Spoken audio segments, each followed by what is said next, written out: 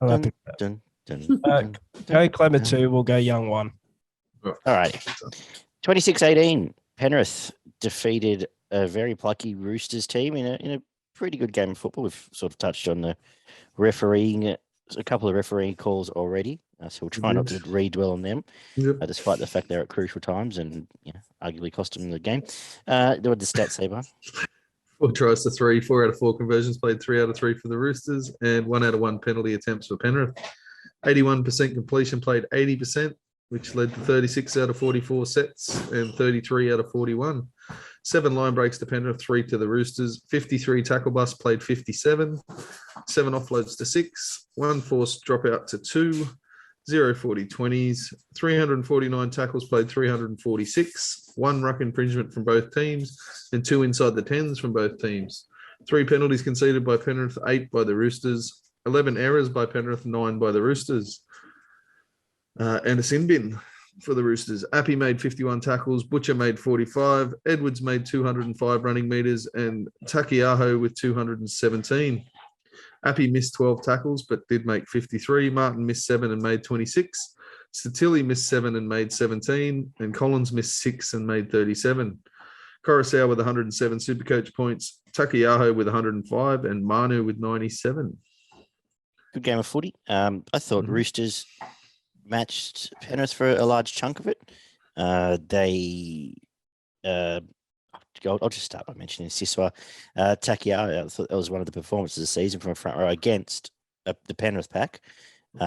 He was outstanding. His defence was fantastic. As you said, 217 run meters, a try and some line breaks and tackle busts. And I thought every time he touched the ball, as he has been since he's come back from the injury, actually, he was the Roosters' best.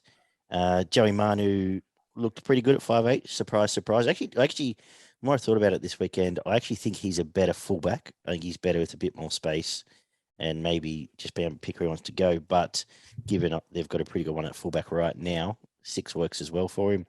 And there's nothing wrong with him getting hands on the ball all the time. 14 tackle busts, actually, just looking at 2 for him, which is straightened up their attack a lot as well, which they've missed for a team that likes to end up in corners a lot. But they were pretty good. Victor Radley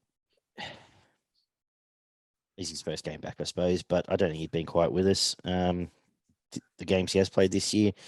Tupou, fantastic, doing a lot of donkey work there. They're probably just missing that next step, but I thought they matched Penrith as much as they could effort-wise. And given the couple of calls against them, I thought they were unlucky. All the usual suspects were good for Penrith. Particularly, though, I'll just mention Appy. I thought he's just fantastic. His service, particularly close to the line, was good. And just knows when, didn't run a lot, but knew exactly when to. But he had a couple of tackle busts. Top of it. Absolutely. Line break assists, try assists. And after his less than stellar test match, really Kickout was good again. Very nice return to form for him, getting in amongst it. But it's Penrith, I imagine we know what we're all going to say of all the players I haven't mentioned. But Ollie, what did you make of this game? Well, it's officially dawned on me that the Roosters well and truly are the Jekyll and Hyde of the NRL in 2022. Hello. They haven't got to Parramatta yet.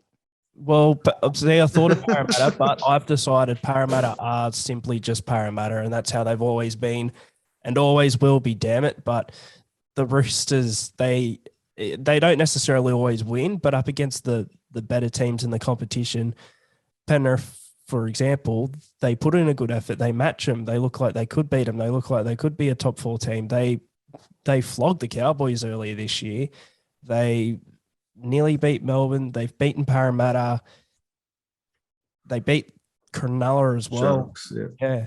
So, and then they lose just games you'd expect them either to win easily or games that you expect to be close. They sort of lose by a bit of a bigger margin. So I don't know. They are, well, I think that they sort of epitomise being that team, and that was on full display here because of how good they were against Penrith and how well they did match them. I mean, I can't stop singing the praises as we all 3 of us have all year of Siwa Taukei'aho. I mean, for the Roosters, I still think as an individual was their best in this game.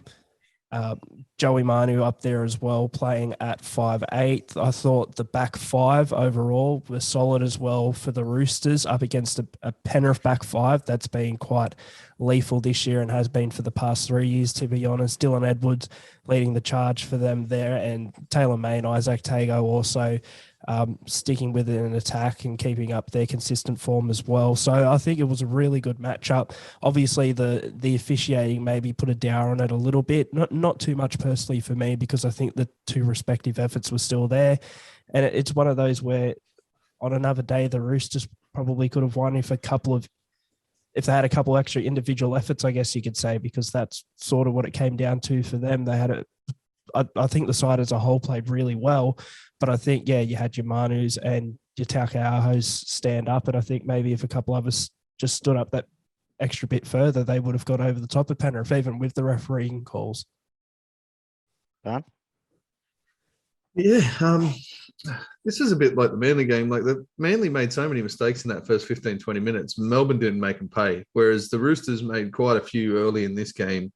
The Panthers didn't break them open, but they made them make so many tackles in that first 15 or 20 minutes. They were red hot. They were just peppering their line time after time. And the Roosters did an amazing job to keep them out for as long as they did, I thought. Because that first 10 or 15 minutes was just absolutely relentless from Penrith. And the Roosters weren't helping themselves there. But they got through that first sort of 15 minutes with only the one try down, I think.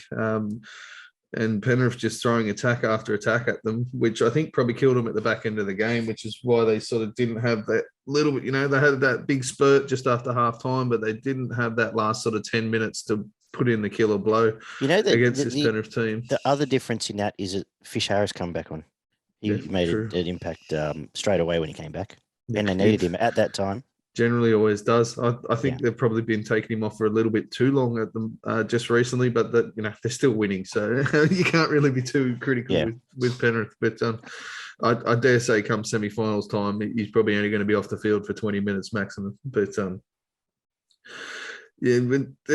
Manu made a massive difference in the middle of the attack. They played a whole different structure of football, and even if Kiri does come back in, I think this is the structure that they need to play. This is the way that their forwards play. It suits Tedesco a hell of a lot better.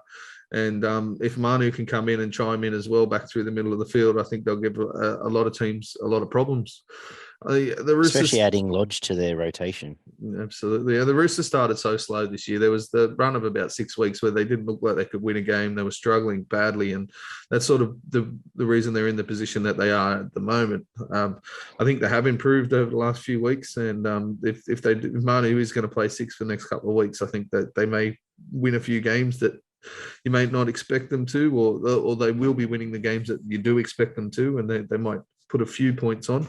I still think they'll be down the bottom of the 8 come the end of the season. The wingers and the centers had very little impact, I thought, for the Roosters. They didn't do a bad job, but they didn't really get involved, especially on the attacking side of things. It was sort of all through the middle. The two Butcher brothers were really good through the middle. The younger fella, I think it was Egan, had more impact because he had less minutes off the bench, but they both did a pretty good job. I thought Walker was decent again. He's got that short little kicking game, which is really good. Manu and you mentioned Taukei'aho were their best. I thought Liam Martin was disappointing. I think he has been since Origin started, to be honest. He'd be one I would possibly be questioning in that New South Wales team as well.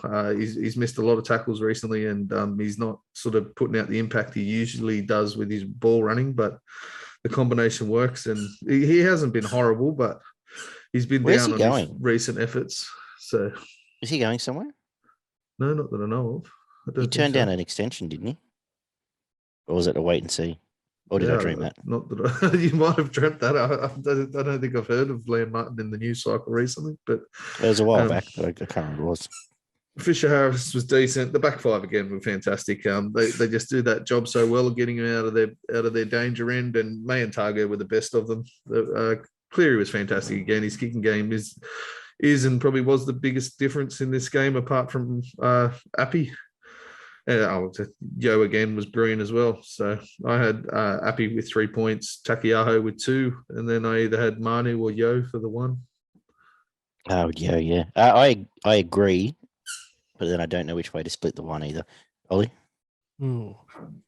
Actually, maybe Manu. I just think he's just been on fire lately, but 14 tackle bust, I suppose, probably worth a point.